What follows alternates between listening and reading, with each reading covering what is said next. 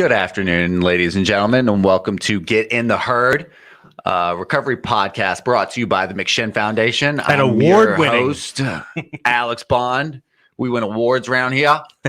I am a staff member here at the McShin Foundation, and more importantly, a person in sustained recovery from a substance use disorder, which means that since September 23rd, 2019, I have not found the need to put any mood or mind-altering substances in my body. I am here with my lovely brother in arms, Nathan Mitchell. How are you doing, friendo? I am lovely. I am very lovely. Thank you. Beautimous. And then our guest today, Ethan. How you doing? How are you doing, man? I'm doing good. Awesome. Why don't you introduce yourself to everyone? My name's Ethan. I got out of jail yesterday. Came to the McShin Foundation. I'm just happy to be here. Got out of jail yesterday. How's it feel? Good. Good. Yeah. Thicker mattress last night, huh? Yeah, it was a lot better sleep. A lot better.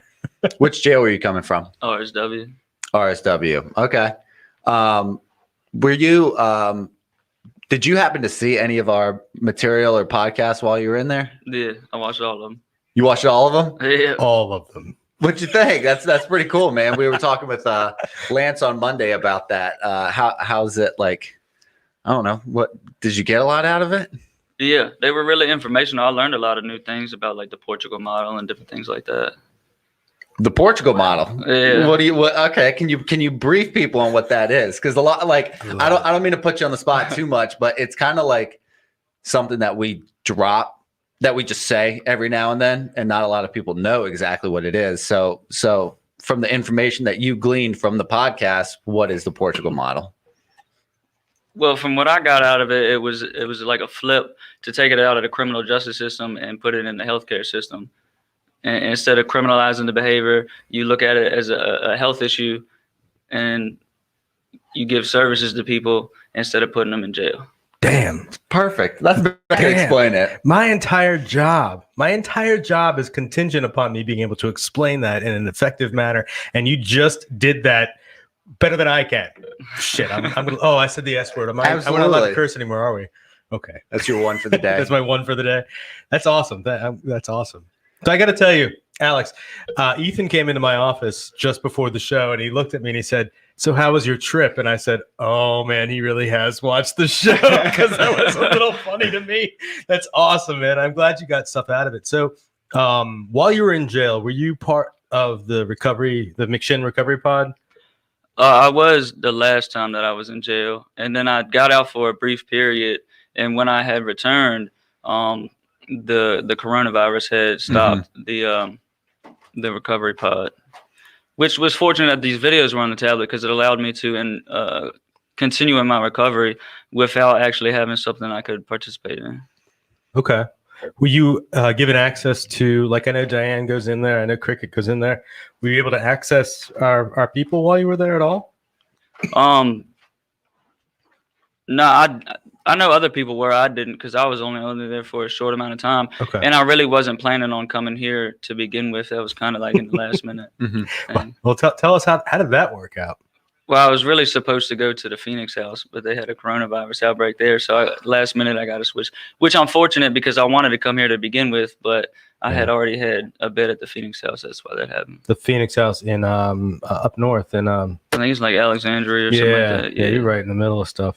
That's cool. So you actually ended up getting what you wanted in a different little roundabout way. Yeah, I feel like it was God working. It was God working. Yeah, I love it. Yeah. So was faith a major part of kind of the program that you were working while you were in RSW? Has that played an important factor in your recovery? Yeah, I guess in a way. I mean, I'm not really religious in a super sense, but I believe in a higher power. And I believe, if I align myself with that, then good things will come. That's awesome. Sorry, I'm finally reading the questions that our friend Jamie is dropping up here. Jamie says, "Welcome home, Ethan." Jamie says, "Ethan, what makes you want to be clean and sober today?" That's a beautiful question. That is a good question. I think the biggest motivating factor is probably my child. I have a son, and I really want to be there for him the way that my father was there for me. How old is your son? He's 5. He's 5. How old are you? 31. Oh, babies. Babies. Babies with babies. That is a beautiful thing. So, And I'm under the assumption, no, correct me if I'm wrong, that you were in jail for a drug charge. Well, a violation. Well, I caught a possession charge in Maryland, and Virginia violated me for that. Okay. And then Maryland dropped the charges. So are you like done with probation now? Well, my plea actually says once I finish the 28 days here, I get transferred to unsupervised probation. Okay. Let me get That's that straight all for a right. second, though. You served time for a violation on a charge that was ultimately dropped in Maryland. Yes. Wow. Because let me tell you why that affects me. You know, I have a possession conviction in Virginia, and while I was on probation, I picked up a charge in DC, and they didn't violate me in Virginia. I got rid of the charge. They dropped the charges in DC, but in the process, like I had to do X, Y, and I mean, like it was a 9-month process before they got dropped, and I didn't violate here. That's crazy. That's a crazy. Well, this was actually the second time. That was my last violation, was for the same exact thing. I got arrested in Maryland again, and then I got out and did it right again 5 months later. Yeah. Jamie continues, and I realized that you went to the eye doctor the other day. Have you gotten new glasses yet, or contacts yet? I'm supposed to get them in the next 3 days. That's awesome. I ordered them. Yes, I'll finally be able to read the comments and the things on the screen once I get the glasses in my possession. Well, I was thinking you might have contacts in. That's why. Well, that's convenient because now we have a 72-inch TV coming in. What? No, I'm kidding. Why would you say things like that? You know, how come the alumni room can get a 75-inch television and nobody uses it, and we've got this little dinky 50-inch TV? And you're looking at two of the alumni right here. Yeah. Well, we had a bigger TV, and then it know. got hijacked. It mysteriously showed up on the second floor. So what I'm hearing, Anyways, what I'm hearing are sponsorship opportunities. If you want to sponsor us with the TV, we'll be glad to shout out to Sony or Samsung. yeah, we want to have one that Hubble. We would like Hubble to actually sponsor the TV so that we Come on, can see Hubble, it from. give us a call. No, but so in all seriousness, and going back to Ethan over here, man, it is really awesome to have you here, and I know that you've jumped in first thing we got here yesterday, and you're quiet. I see, and I know from experience, and you probably can Smartest man in the room says the least. Oh God, I know. I wish I could just shut up all the time because I'm never. But what I mean by that is that often the people who come in here the quietest turn out to be the most impactful. And that can be in many different ways. It can be in a negative way. It can be a positive way. It's just, I find that after a little bit, when the mind starts to open in here, it's like the observations go into action mode. And so I'm putting some expectations on you right off the bat. And that's, Oh no, we know that's a bad idea. Don't do that. Jamie says, how can we better get the recovery message to addicts who are incarcerated?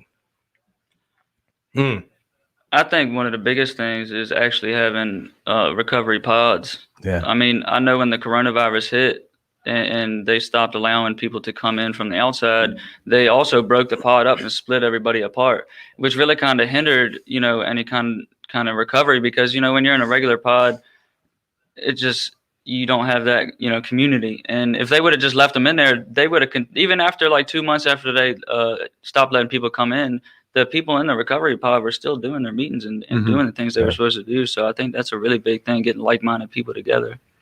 So what I'm hearing is you think it kind of screwed up people's momentum a little bit. Yeah, and you always got, the haters. They'd be like, I'm watching a McShin video and they're like, oh, you're trying, like, well, yeah, I'm trying to do something different in my life. Sorry, you're not, So people, because I didn't really get the opportunity to ask Lance that, was there a certain stigma attached to you in jail trying to work on your recovery while incarcerated? Other people would kind of joke you for it and have the stigma attached, like, oh, yeah, absolutely. you're square. Well, yeah, or they think you're faking. They think everybody's faking it. Oh, they're just dog and pony show or whatever. To just try to get out. Yeah, and I think that happens because a lot of people actually do really want to chase the recovery, and then you have a relapse, so they think that you weren't, serious the entire time, which isn't necessarily true. But that's kind of there's a stigma from other addicts that are trying to get sober from other addicts. Mm-hmm. Yeah. So what I'm hearing you say is that relapse is can be a part of our journey. That doesn't mean that we don't take our recovery seriously. Absolutely. I think so. Okay. Is this your first time in recovery? Yes. What do you think of it? So far, so good. So far, so good. Yeah, it's only been, one night and a day. But you were in recovery in jail. So does that clean time count for you? Well, I mean, yeah, I guess I don't really count. I was in there drinking wine and stuff. Okay. When I probably shouldn't have been, but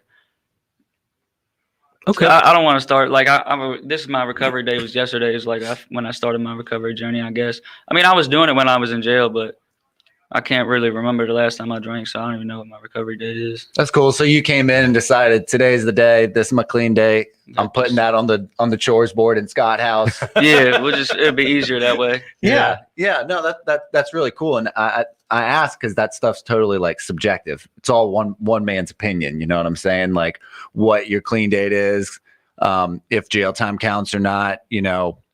Same with like some people think that when using MAT that clean time doesn't count. I disagree personally, but I just wanted to kind of hear your perspective on getting clean in jail in general. I mean, if they want to count it, I think they should count it. I think that's a personal decision. It's a personal decision. Yeah, I totally agree. Amen. And I love what Gwen says up here, 1 day at a time, whether you have 2 days or 20 years. And so, that brings me back to, have you met Moses yet through the wonderful world of Zoom?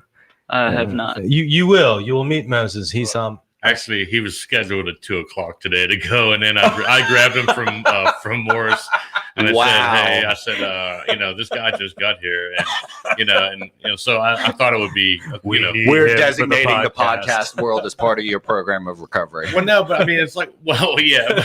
What I was saying to Ethan outside was, we don't have anything where we visually track anybody from the beginning process, the whole way through. So he's, we've done that. We've done it weekly with the podcast, kind of, but we've never actually done I'm kind of thinking like a different avenue, But I thought, have we had somebody that was like 1 day and then boom, we're right in? I can't remember that we ever have. Oh yeah, well probably. John's always bringing. Whoever walks in the door, which I think is amazing. I think that's, let's get him into the fire right away, man. Because there's no discrimination on where addiction hits, right? But there is discrimination on how addiction is accessed, or recovery, addiction treatment is accessed. And so, I think the one thing about John and McShin is that and I think John more than all of us, gets the therapeutic value of one addict helping another, gets the newcomer being the most important person in the room. And I love that. One of the things, I know you just got here, one thing that I love to do, and I know Alex has done it in the past a lot too, is I love coming over to 10 Step at Scott House, in the evenings. And I haven't actually been able to do that in a few weeks because of my, outside work commitments, at late night work commitments. But, for me, getting into the middle of, just getting in that reminder of what it is to just be fresh, what it is to have that gift of desperation, what it is to have that gratitude, because I came in here from a jail program, from Warrenton. And, I came with a bag of clothes, and a bag of groceries. And I'm grateful. Like I have a family that I had lost touch with over time. But I knew they would be there for me when I came back to reality. And they are here with me now. But that immediate, that stuff right there, like I'll start to get into, I live on my own now and I've got a car and I'm not on probation and all these things. And I forget sometimes, when I start to worry about, stupid shit at my house, like, somebody taking my toilet paper and stuff like that. It's like, man. So talk us through what got you, tell us about your life. Tell us about what got you to jail, your experience using, and then, this is your time, man. Where do you want me to start from? Like how back, the first time I went to jail? 31 years ago. 31 years ago. Mere glinter in your mother's eyes. How about this? I'll tell you what, we'll start from the other end. Okay. What made you make a decision to choose recovery? Because you could have very well gotten back out and, you didn't have to come down here yesterday. You didn't have to. You could have gone back out. And I got to tell you, there's a lot That's of the love hardest step to make, dude. It's a lot of love. It takes a lot of courage. They actually wanted to release me for a month and let me wait on Phoenix House, their virus to go away and me go down there. And I said, well, that's, my living situation too. I would have been in West Virginia and that would have been good up there. I probably would have relapsed. And that was why I was like, I want to try to find something I can go to right out of jail. Because a month on the street, I would have relapsed. You chose to stay in jail for longer? No, to come straight here. They were going to let me go for a month. And then you Like, figure free. it out on the streets for a month while Phoenix House figures out what they were doing and Yeah. gets a bed ready for you, essentially. And I didn't think it would be good for me to just That's go a big move to make, straight to dude. the street. That's incredible. I mean, for real, that is an incredible story. And I think, wow. I can't say I would have done the same thing. I mean, I like to think I would have, but I just more power to you that you were willing to chase your recovery in that way, to say, I got to go somewhere else or I'm going to get high, essentially. Yeah, well, I mean, I had some powerful negative consequences that would have come with if I would have relapsed too. So that had, a big part of me not wanting There's negative safety There's nets. negative consequences, though. Yeah. So you have a 5-year-old son, you said? Yes. Yeah. And where is he? He's with his grandmother. That's a pretty powerful reason to stay clean. Yeah. Have you thought about other reasons to stay clean? Yeah, I mean, I really just don't enjoy getting high anymore.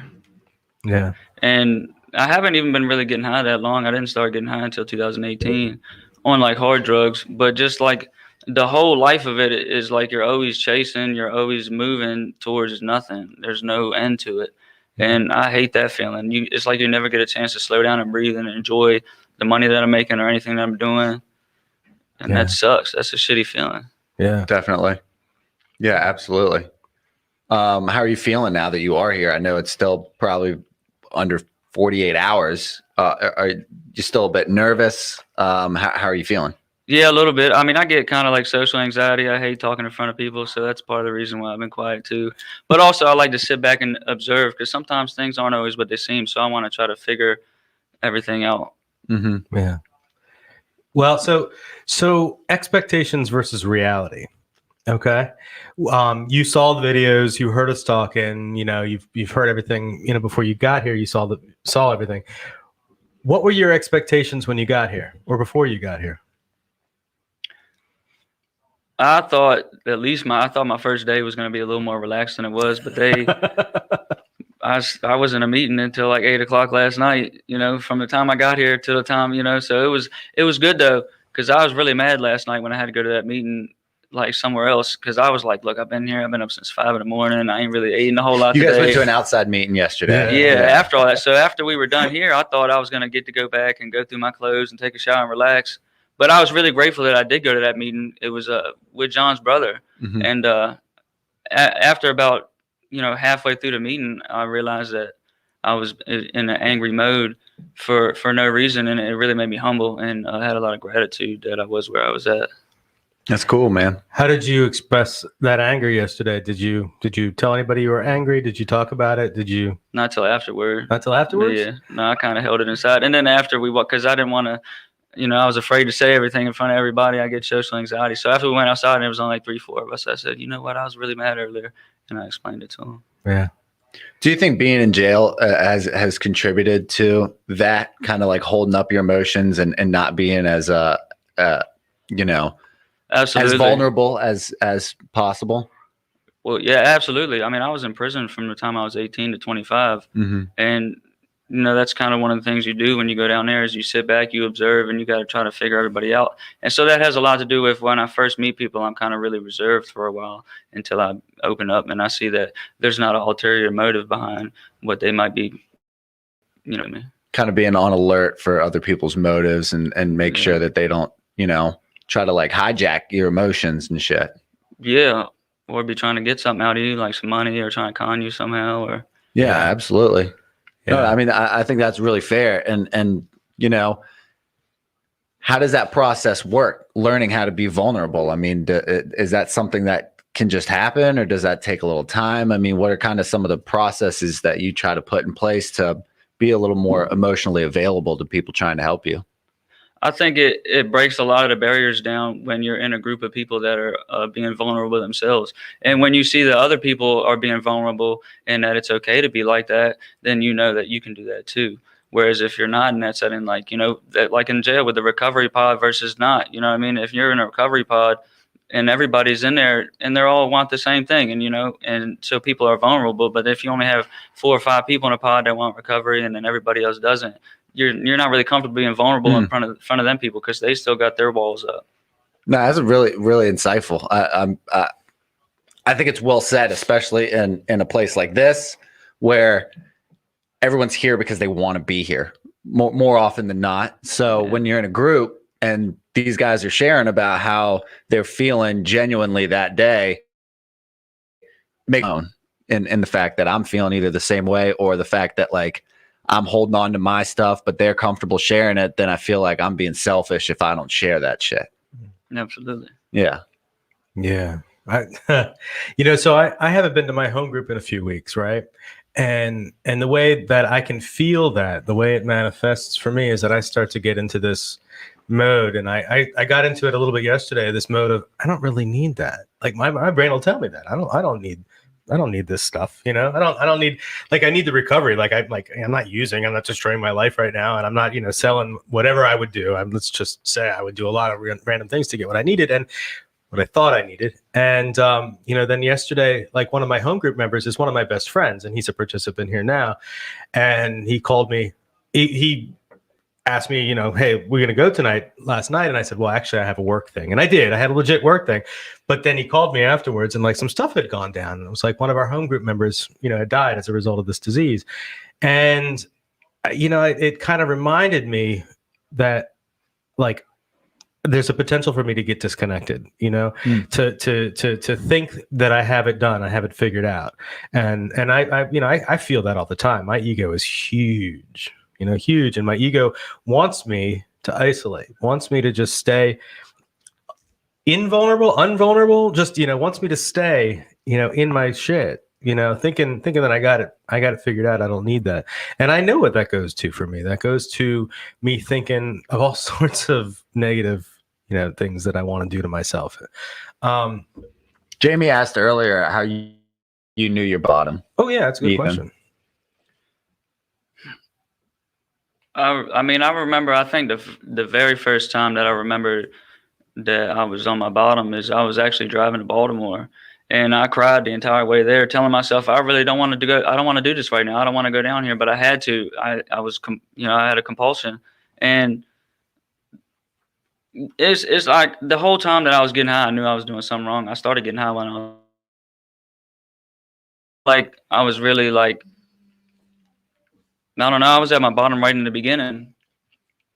Yeah. As soon as I started getting high and I couldn't stop, I was like, I need to stop. But then I just couldn't find that.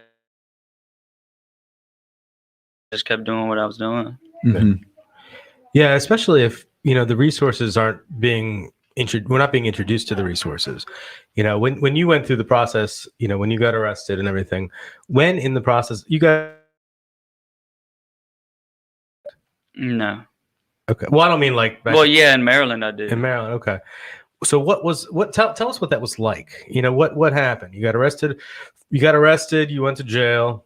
You got bonded out and had pretrial. I'm thinking of what happens in Virginia. I don't know what happens in Maryland. I actually don't remember any of that in there because what I had gotten in Maryland really wasn't what I thought it was. And I basically got date raped up there, but it was really some other kind of benzo. And I forgot the whole night and got arrested, and they just let me back out. I don't remember none of it. Oh, wow. Does that terrify you? Yeah, because it kind of sucks, like, not knowing, like, what could have happened. I could have killed somebody. I could have wrecked because I drove all the way up the highway and got off some exits and everything. I don't remember none of it. Mm-hmm. Yeah. So who knows, and I'm just out there, doing whatever he's giving me. And, what if it would have been something different? Mm-hmm. Yeah. Yeah, absolutely. Have you found a little bit, you're saying you're kind of on and off in jail, but have you found like a bit more sense of clarity since being in recovery? Yeah, I think in a weird way, my addiction has really allowed me to grow a lot. I've learned a lot more about myself really in the last few years through my addiction than I had ever in my previous life. Because, recovery is almost like, I don't want to say religion, but it's not really like, people think recovery is just getting clean, but it's not. Recovery is really about like self-discovery and introspection and learning about yourself and who you are and so I don't know. I lost my train of thought. No, it's kind of that was like a good train. yeah. What I'm hearing is that you kind of found out the lengths that you would go, what your strengths, your weaknesses. I mean, that's how I was in my active addiction, and even exponentially more in recovery. I know what I'm good at. I know what I'm not good at, and one of the things I'm good at is catering to my strengths instead of my weaknesses, because I don't like being vulnerable as often. So if I'm good at communicating with people, I'm going to hold on to that as much as possible instead of try to fix the fact that I expect too much of people, because I know that's one of my weaknesses. So I'll cater to my strengths instead of my weaknesses. Is that kind of a similar experience with you, where you know what you're good at and not now, or is still a growing process? It's growing. I know a lot more what I'm not good at, and a lot of my character defects now. Like when I went through step 4, it allowed me to really look at myself and realize, all the things that I had inside of me that I never really realized the whole time. You know what I mean? Mm-hmm. And so that was really positive. And I do the expectation things a lot too. I expect so much out of people and myself and life that are not realistic at all. And when, they don't come true, then I'm like, well, I might as well get high because of it, Mm-hmm. And so I, really try to focus on having realistic expectations now. So for those who might not know, because we get a lot of different people at a lot of different points in recovery or not in recovery. You mentioned the 4th step. Can you explain what the 4th step is to our listeners? Of making a fearless and moral inventory of yourself. Yeah, making a fearless and moral inventory. I didn't actually write it down and do it, but I read it and I went through it in my head. Well, now, okay. So my question is, now I'm going to get a little 12-steppy on you here. Did you do that alone? Yes. Oof. How'd you do that 5th step? I hadn't really done it yet. I love that. See, this is good. I have suggestions for you. Same things I would suggest to pretty much everybody. So walk in the door, right? You're gonna have a roller coaster of emotions. It says in the big book of Alcoholics Anonymous, and I can talk about that without saying I'm a member, can't I? That doesn't break anonymity, does it? I don't care. I do AA. You kind of just did. I know about the AA 12-step fellowship. It says in the big book that we alcoholics, and I can substitute the word addict there. My addiction is pretty comprehensive. We alcoholics are sensitive people, and it says that, and it's a reminder to me. And they're talking about it to the family, actually talking about it to family members. But it reminds me that, my feelings are not facts, In fact, it's not written on my board now, but it will be. It often is written on my board. It says emotions are just wisdom indicators. And I love that because my professional mentor, who happens to be a person in recovery, he said that to me at one point in a training somewhere, and I put that up there. It's like, what is that emotion telling me? How do I want to respond to that emotion? How do I respond to that feeling? I don't have to respond today. I don't have to respond to every feeling I have. Like when bad things come up, and it's we're in recovery at the very beginning, man. It's like the first couple of weeks are just sort of like, especially as the drugs are leveling out of our system. I don't know where you are as far as the chemical process is, but as things flow out, the hormones start to come back, and all the weird shit that just goes through our brains comes out, and it's suddenly like we're 17 again in all kinds of ways. And what I mean by that is that, like, as we go through that process, it's going to be really important. It was important for me to find somebody I trusted, somebody who could help me find perspective and remind me that my feelings aren't facts. My suggestion is you find that person, someone you trust. I cast a wide net. I got a lot of people in my network, but I draw that tight. Like, I don't go to everybody for everything. Yeah, absolutely. And and people are going to let you down. People are going to let me down. I mean, that's just kind of the nature of life, frankly, and to learn not to take that personally. But learning for myself that my emotions are not facts, my feelings are not facts, and that I don't have to respond to every single thing that I feel. Like I don't have to fucking smack. Oh, I'm sorry. Didn't I don't have to smack Alex just because he drops the microphone or something. He didn't do that, but I don't have to smack somebody because I'm pissed off. I don't have to destroy my life just because I don't agree with something that my boss said. And that's something that comes up with me all the time, really. It's important. And I'm really glad to see you here and opening up and talking to all of us here. This is amazing stuff because I relate to being the first time in recovery. This is my first time in recovery, and that scares the heck out of me. It does. I've got a celebration of an anniversary coming up in a few weeks, and I'm replaying right now the things that were going on in my life right before I got clean, and it wasn't fun. Yeah. It wasn't fun. And fortunately, this is now, I've done this a few times in this process. I kind of recognize the process and I trust the process, just indicating to me more of the things that I need to get to into forgiveness. This is where I am now. But there's a lot that's going to go on. Take it easy. Take it easy. They say it all the time. Easy does it, right? Take it easy. Yeah. Find somebody you trust. Somebody who's not a female, not somebody you're trying to get anything out of, somebody you don't have your ulterior motives or whatever it is that where you can find somebody, use those instincts. Those instincts serve us.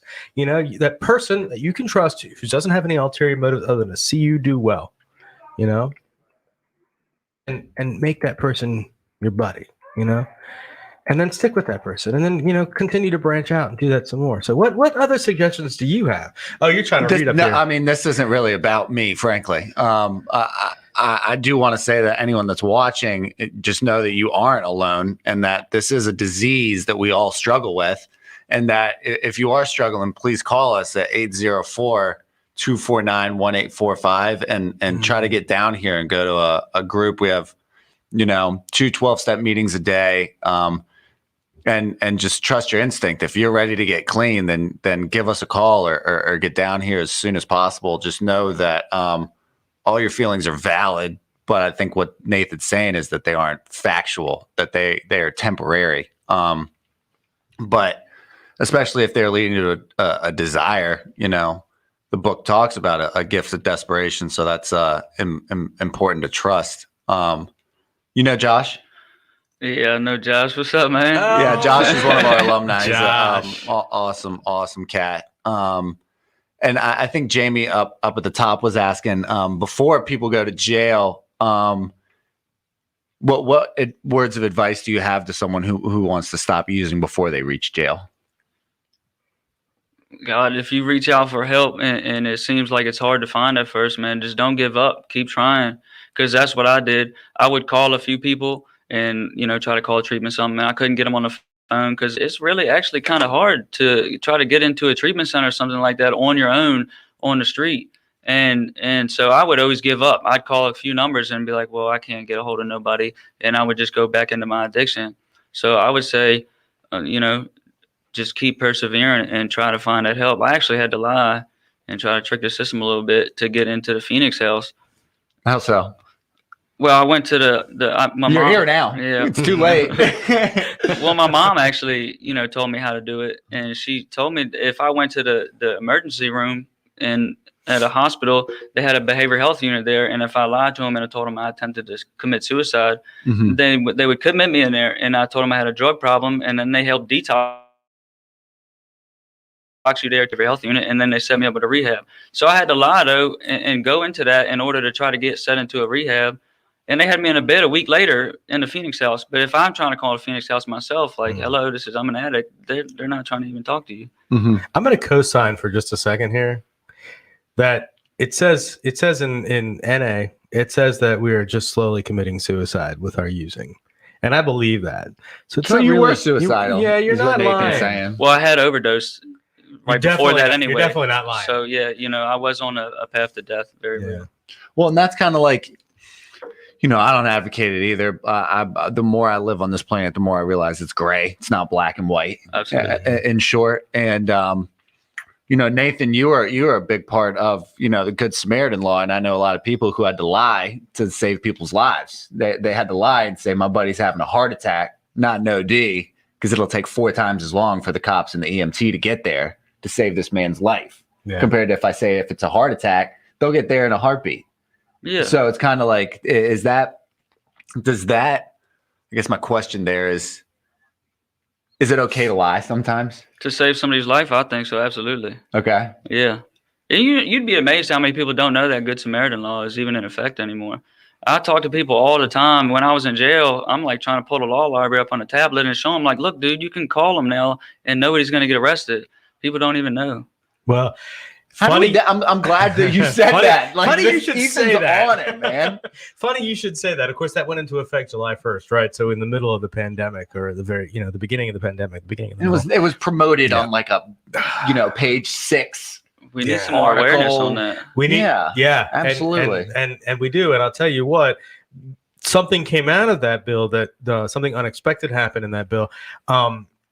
Somebody got arrested for Narcanning somebody in a situation, and not for the Narcanning, but got arrested for possession in a situation where that person had Narcan, because that person wasn't the person who called and wasn't the person overdosing. And the law, as it was written, only protects the person calling and the person overdosing.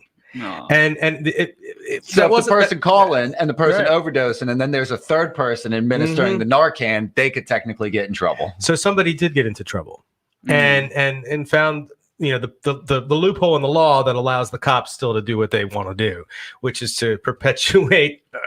I'm not going to go on that soapbox. So the cool thing is that got recognized really quickly, and the law, well, unfortunately for this individual who's serving time now, but the law is going to change again. Another bill went through, and it just got out of committee. It's definitely it just passed out of the I don't remember which side it was on, but it's going to pass through, and it's just going to close that loophole and make it so that anybody helping in the situation. So it's insane what's going on right now, because at the same time that was happening in the House side, right? We're expanding it. We've got the Senate side, trying to regress the bill again, because the people up your way wanted it to be, at least up where you were just serving time, want it to be so that the cops can just arrest everybody.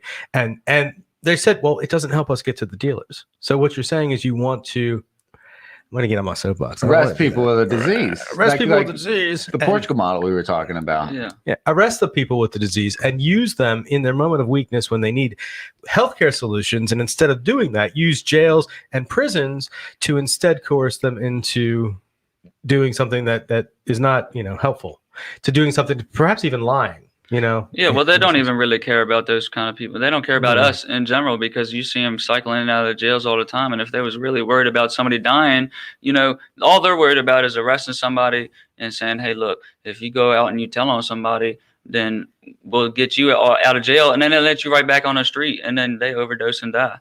I'm glad that you mentioned that. So Jamie's asking about the snitch mentality. Can you find that question that he asked earlier, Todd, for me? No, not the one that just says snitch mentality. The one up further, he asked a specific question in regard to it. There is a snitch mentality inside jails. Do you think it's important to let others know when someone is using drugs for accountability? So they're trying to ask you to snitch on the drug dealers sometimes, but actually in recovery, the snitch mentality is helped to hold other people accountable instead of co-sign your shit. Is that helpful? Or I guess his specific question was, is that mentality still there?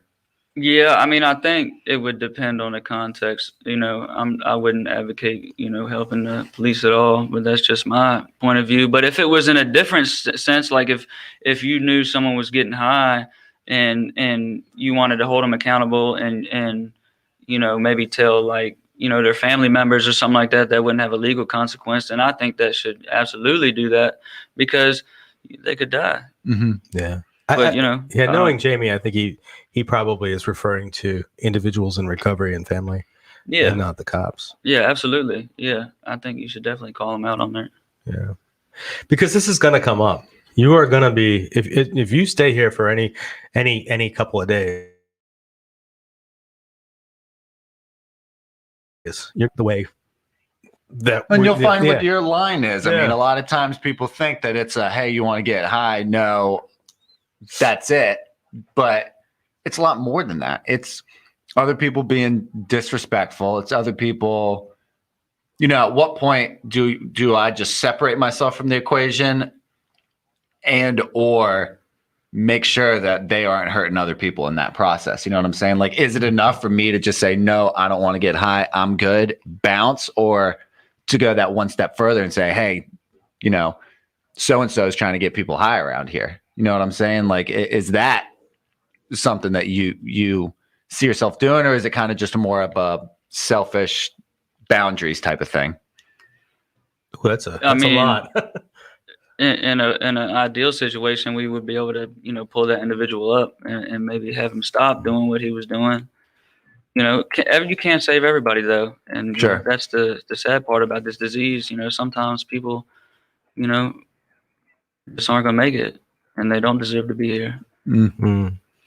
Tough question on day 2. And you're handling them with a plum. A plum. Not 2. Not a nectarine. Just 1. But I try to take everything everybody else does is not personal to me, because I went through this one thing that was on one of the other tablets we had, and it was like a prison mindfulness kind of thing with this dude named Fleet, and he talked about something somebody said was that everything that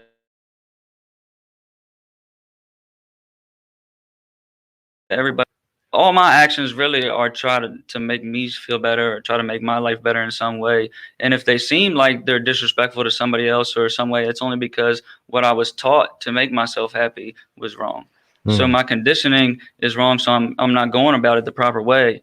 So if you do something that offends me, you're not really doing it to offend me. You're doing it because whatever's making you feel better, validation, or trying to feed your ego, you're going about it the wrong way because you weren't taught how to do it properly. Are people still going to be susceptible to learning the right way?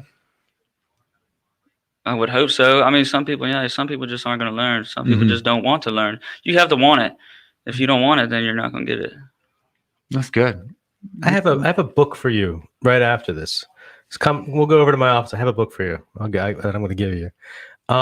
Ethan, you're throwing some missiles at me right now. I'm loving it, dude. I want you to teach me how to not take things personally, because that's a tough one I struggle with every single day. That's my ego gets in the way, And is there anything particular that happened that made you kind of change your outlook on that?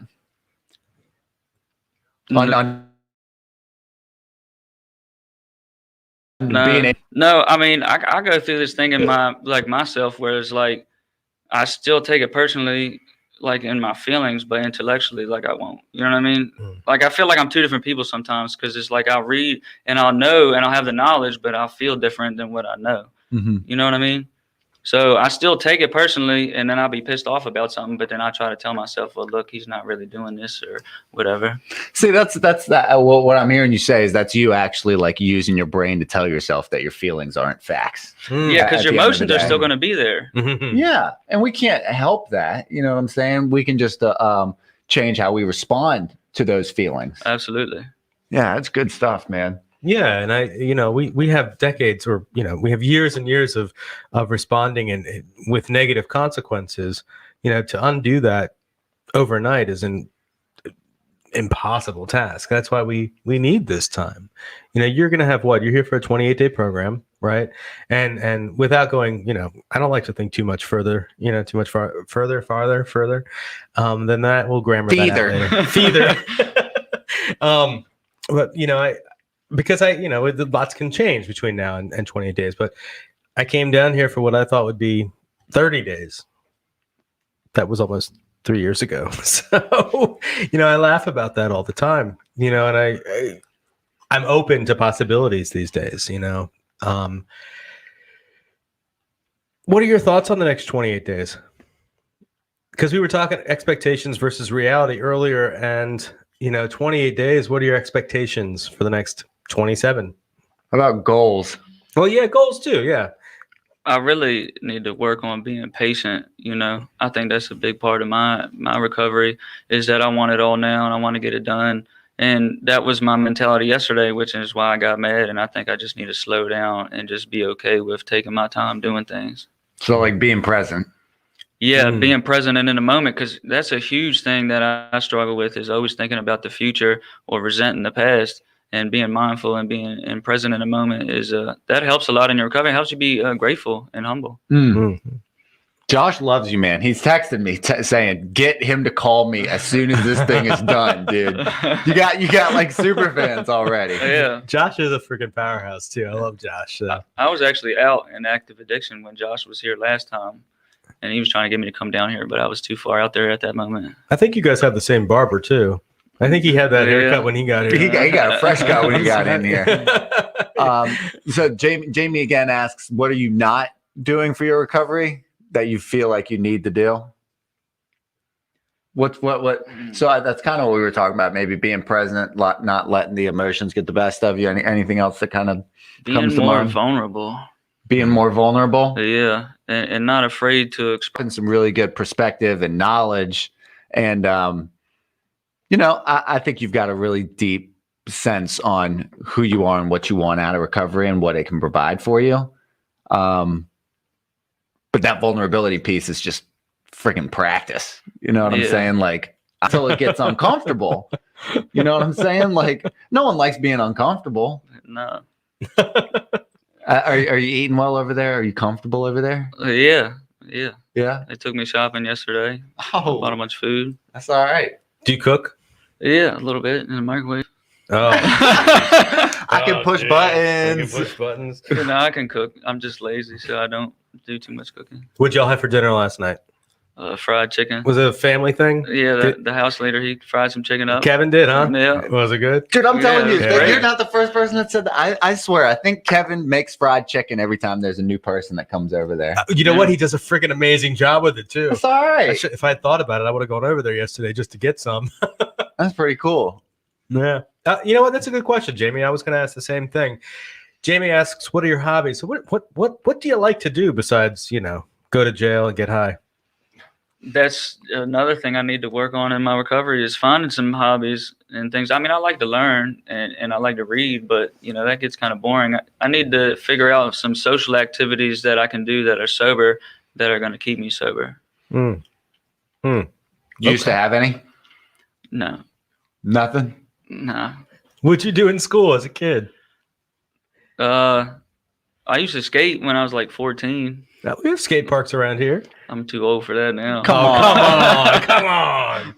Oh, man. Where's that vulnerability piece right there? Yeah, right. Tony Hawk's like a 45-year-old dad, and he can still get it. Hell yeah. Yeah. Come on. Too old. Hush. We did have another comment up there that I don't know if you guys saw it or not. It was from Amy Theodore. It was, "Ethan, you are worth this. You're a bright beacon for all of us." So, I mean, just you being on here today is an inspiration, to others. And then, well, go ahead. I didn't mean to cut you off there. Well, it's funny she said that because, people tell me that all my life, "Oh, I'm intelligent and you're worth it," and stuff like that. And on the outside, it seems like I got it all together sometimes. But what I learned when I went through the 4th step is that, I have a lot of feelings of unworthiness. I feel like I'm not worth it a lot. And that it has a lot to do with my addiction to begin with. So. You think you're your own worst critic? Absolutely. Yeah. Yeah. I hate myself sometimes. Yeah. I always feel like I'm not good enough. And that goes with my unrealistic expectations, though. I feel like I should be a certain way, and when I'm not, I criticize myself for it. Mm-hmm. That's one of the things they tell you when you get in the rooms is that we'll love you until you learn to love yourself. Yeah, absolutely. And that's going to be something that only you can do on your journey, which is pretty cool. You know what I'm saying? Is that like the only person that can find Ethan is Ethan. We can sit here and cheer you on as much as possible, but you got to put in the work, and you know that. From how I've been hearing you speak. Yeah. What's that question say? I see a question mark. What? Jamie said, "What advice would you give Nathan and Alex about expectations?" So Yeah, Ethan. God, just don't have any, really. If you expect things, then That's wildly unrealistic. oh man, Oh, it sounds like you're expectations projecting something, Jamie. What advice do you have for us? about expectations. I love you, Jamie. Super fan and friend of the pod. Don't they get like a little super fan logo? You need like one of now? those diamonds right beside your name. I have to enable the badges. I just haven't done it. Enable the badges, bro. I've got too much other. I've got so much stuff going on my plate right now. All you gotta do is one button, enable badge. Expectation it's right too there. busy. It's too busy to expect me to click a button. All right. So, I didn't. You used that word, not me. Not at all. Not in the slightest. So we learned that our expectations can become, well, do almost invariably become resentments. Unmet expectations become resentments, and I love that you've got that attitude right off the bat. When you say that you need more patience in your life, that I appreciate hearing that. A lot of us don't realize that when we get here. It's like we want everything to happen overnight. It's like, well, hold on. My addiction didn't materialize overnight. I slowly and sometimes a little more quickly than slow, but got into that deep pit of despair. It took a while before I got to the bottom there and found that gift of desperation for me.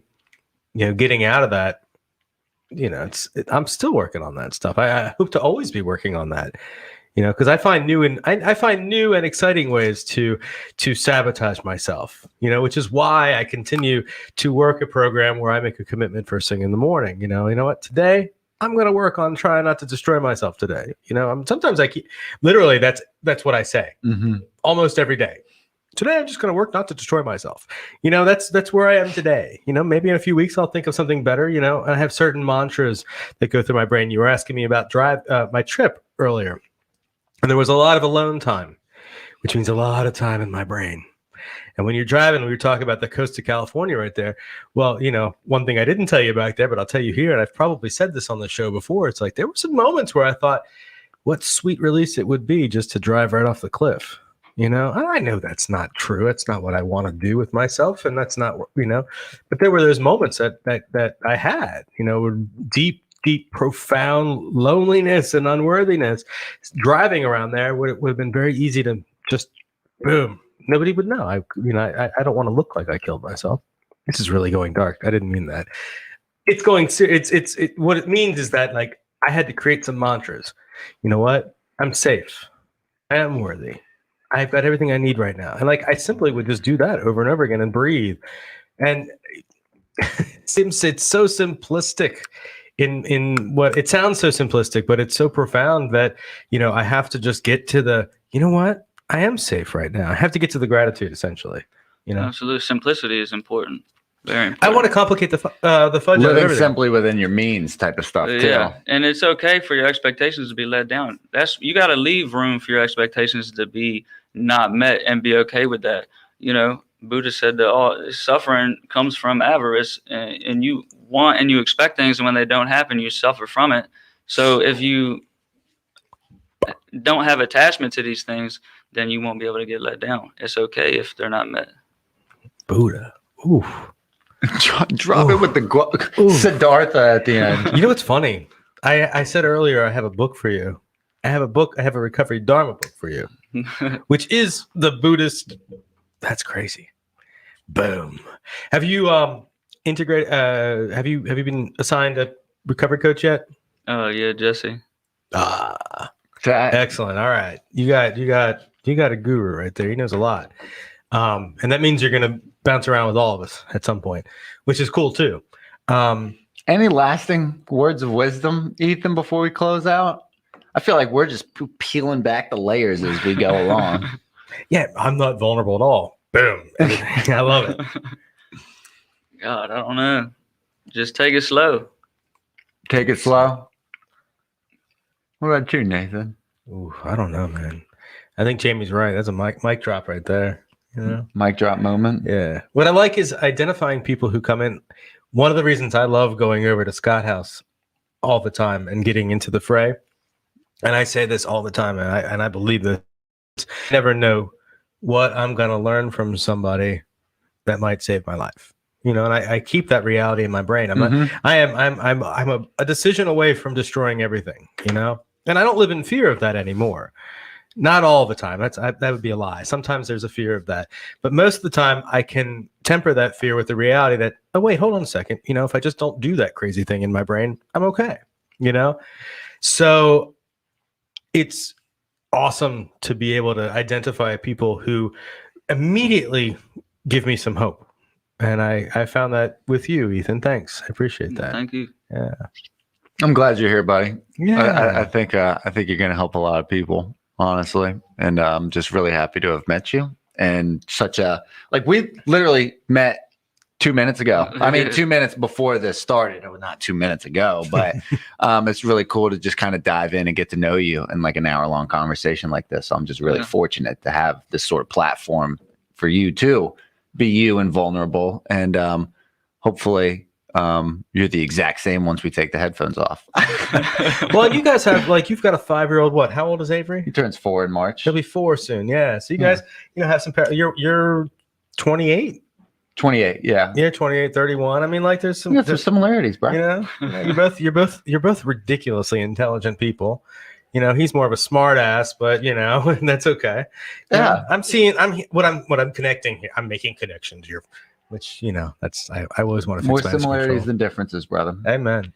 Todd, good to see you, buddy. Well, thank you. Episode 101 in the can, bro. 101's in the can. There is confetti in my rug at home in my bedroom. Can we talk about that? I was sick yesterday. I didn't get to join y'all on You here, didn't so miss I it, yo. apologize for that. Yeah, they it's still here. It's still in the room. It never goes away. It's like a lingering there. It's the herpes of the crafting world. So we had some comments going on earlier during the show, and that number has been passed along for that person to seek help. And then I'm also going to pass that along here at the end. But I think but you can go. We'll talk after the show's over. But if anyone is seeking help, the number is 804-249-1845, and it's www.McShin.org, and that would that way for our listeners, if you want to get help, you can always call. There's always someone here. We have a women's facilitator, a men's facilitator. Sorry, I'm choking up on my words here.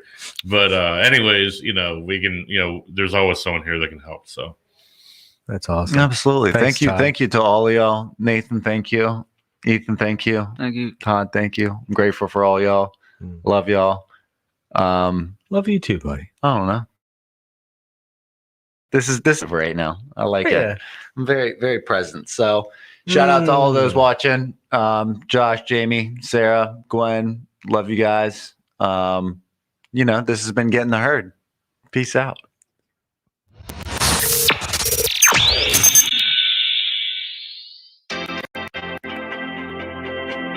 Here at McShin, we believe in the McShin way, which is authentic recovery support service providers, people with lived experience, bringing that experience to those who need that lived experience in recovery. Here at McShin, we believe in many things to support our mission. We believe in women empowerment. What I love most about what we believe here at McShin is we believe in the authenticity of the peer-to-peer approach. Here at the McShin Foundation, we believe in giving people opportunity. Here at McShin, we believe in the inherent worth and dignity of every person. At the McShin Foundation, we believe in helping people reach their full potential. Here at the McShin Foundation, we believe in multiple pathways to recovery. Here at McShin, we believe in placing principles before personalities to help spread hope. Here at McShin, we believe that recovery is possible and that any person seeking recovery can become a more acceptable, responsible, and productive member of society. Here at the McShin Foundation, we believe in self-discovery. Here at McShin, we believe in saving lives and offering second chances. Here at McShin, we believe you can do this. Here at McShin Foundation, we believe that we can only keep what we have by giving away, which is why we continue to help others like us seek and find recovery.